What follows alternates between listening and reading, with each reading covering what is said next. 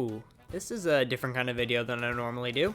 I've never really done an actual challenge video on this channel before, but today, that changes. Today, I'm going to be beating Super Mario Bros. Wonder only using the Spring Feet badge. Why, you ask? I don't know, maybe I have a self-loathing problem. To be honest, I'm surprised I haven't seen more people do these challenges using the expert badges yet. I'm sure I'm not the first person to do this, but I expected to see many people do this already. Anyway, enough about that. Let's establish the rules. For this challenge, I only set 2 rules. Rule number 1, I have to have the Spring Feet badge equipped at all times. This means I will have to replay through every level on my 100% completed save file, as Spring Feet is not available to equip until later in the game. I could technically mod the game, but that seems excessive. This also means that I won't be playing through any of the badge challenges because I can't use Spring Feet for those levels. Rule number 2, Wonder Flowers will be required for every level unless the Wonder effect does something to cancel out the Spring Feet badge. This is to allow for the maximum amount of chaos and Spring Feet torture. I also won't be worrying about secret exits because that seems a little unnecessary to me. With that said, let's bounce on to my despair. We start our journey of bone-breaking foot injuries in Pipe Rock Plateau, the first world in this game. Loading up the first level, I was very worried about what this challenge was gonna bring. I kept worrying I wasn't gonna succeed. I mean, this is the first time I've done something like this. What if I fail? What if this goes horribly wrong after the first level? This level was easy as f***. This can honestly be said about basically all the levels in World 1. A few of the levels did force me to get used to the new controls. I had to develop new techniques for dodging obstacles like the choir and piranha plants on parade, or avoiding the skedaddlers as apples, I guess. But overall, getting used to constantly bouncing wasn't much of an issue. I tried to play the levels in the order that they appear in the overworld for the most part. Not that that really matters. The first level that started to make me nervous was surprisingly the first Wiggler race. It's harder to build up speed with Spring Feet, so I was bouncing as fast as I possibly could. It also doesn't help that it's hard to control where you're going. While the race didn't end up posing an issue at all, it became a lot more intense keeping a lead on Wiggler. I then went into the underground section to play Swamp Pipe Crawl. This level taught me that the pushable pipes were going to be a little more annoying to push, as I had to time my landing properly in order to actually push them. Angry spikes and sinking pipes also taught me a unique pipe physic. The pipes that normally sink under your weight had to be ground pounded in order to use them. I then moved on to Pipe Rock Rumble, which is this world's KO arena. I'm just gonna save you all some time, none of the KO arenas posed a problem to me whatsoever. This challenge was starting to seem suspiciously easy, until I reached Bull Rush Express. The first little bit of this level doesn't seem that bad, until you get here. Because of how cramped this area is, bouncing through it normally would be an issue, but you're expected to grab a POW block, throw it at some bricks, and maneuver your way through without slowing down. I tried this so many times, and I knew it had to be possible. Eventually, I discovered the strategy that was going to play a huge factor in this level and the rest of the challenge: ducking. Ducking takes away a huge amount of height from your jump and makes it possible to squeeze Mario's big butt through this tunnel of unfairness. After so many attempts, this happened.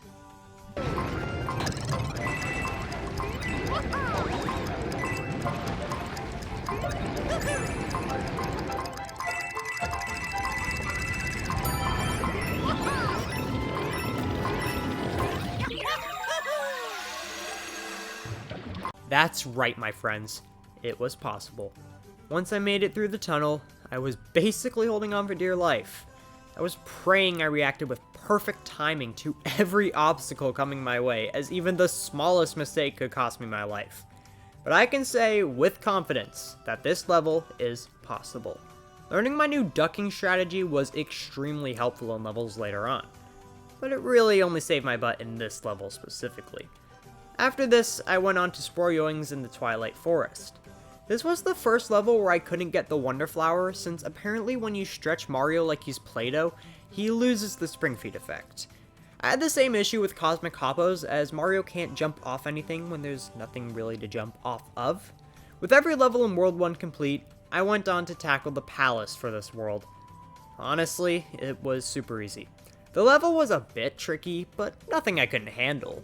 I was a bit worried what the Bowser Jr. fight would bring, but Spring Feet, if anything, made the fight easier.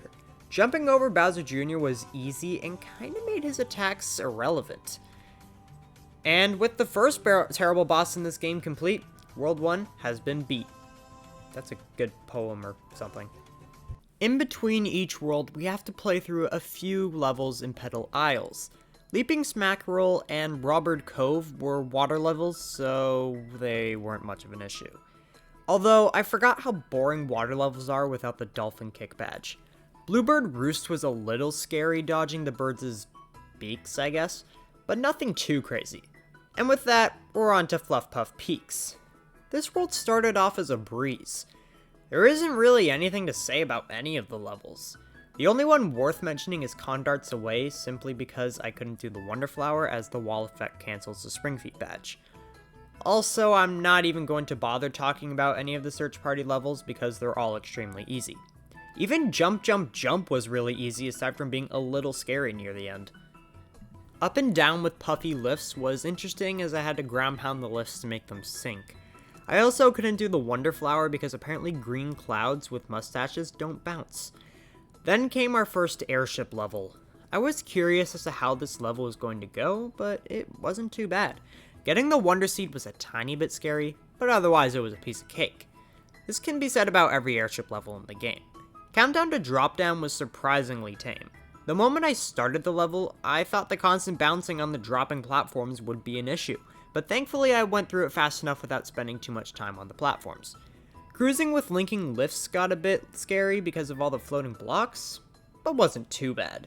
Before heading to the palace, I beat Zip Go Around, which wasn't any different because of the grind rails. I then went on to the palace, which was just as easy as the first one. Bowser Jr. was just as easy as before.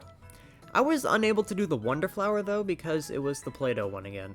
With World 2 complete, I went back to Petal Isles to do some more levels. I started the next Wiggler race, which was actually a lot harder without the Dolphin Kick badge. Once again, I just barely managed to beat Wiggler and move on to the next level. Before entering World 3, I beat Downpour Uproar, which didn't pose any challenges. However, I couldn't do the Wonder Flower as Luigi became a helium balloon. And with that, we can enter World 3. Shining Falls is a lot shorter than the other levels in this game, so I managed to get through it pretty fast. The first level, Hop Hop and Away, was kind of funny because the Hoppy Cats were basically jumping non-stop since I was too. I then ended up with a lot of easy levels in a row that I won't talk about. The only one worth mentioning is Hop to It because I couldn't do the Wonder Flower as Peach decides to become a turd with a mohawk. Launch to Victory was the first level here that gave me any sort of trouble.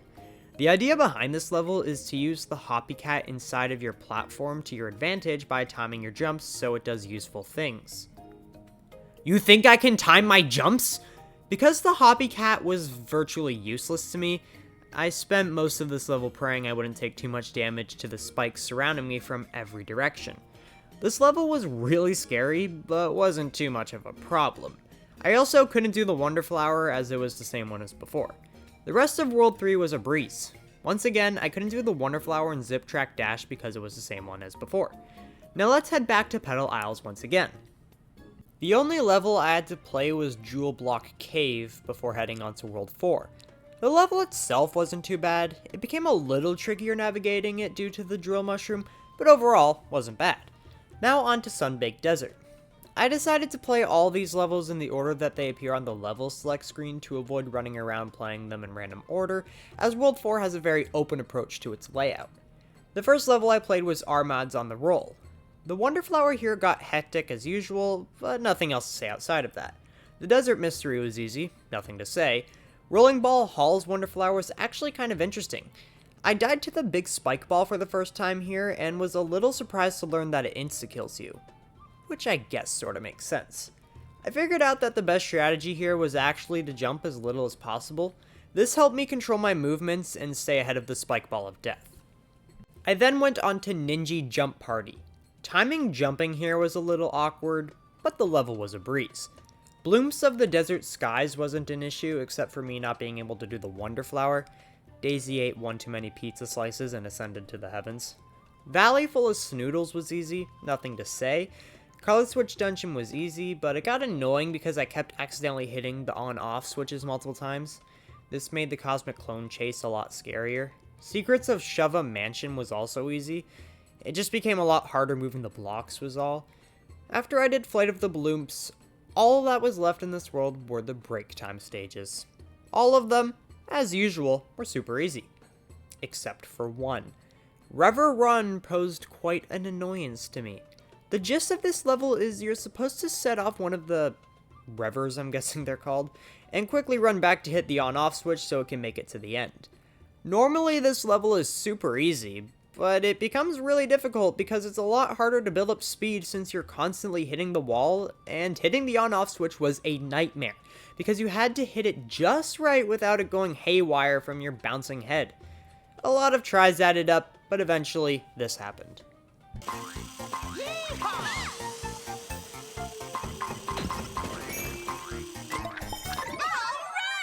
A break time level should not have gotten me this pissed off, but I prevailed in the end.